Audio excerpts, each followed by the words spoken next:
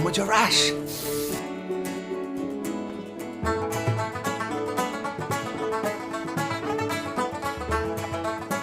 Bílinn TG Cahar flag of the Lúnasa ndiaidh.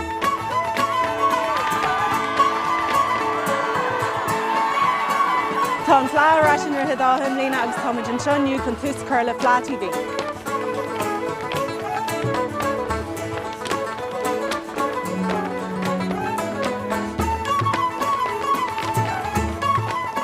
Beag tuile ceol, tuile spór, tuile chraic an sa agus plór na geoltóirí gandát in ar golúdar ar feadh na deir seachtaine.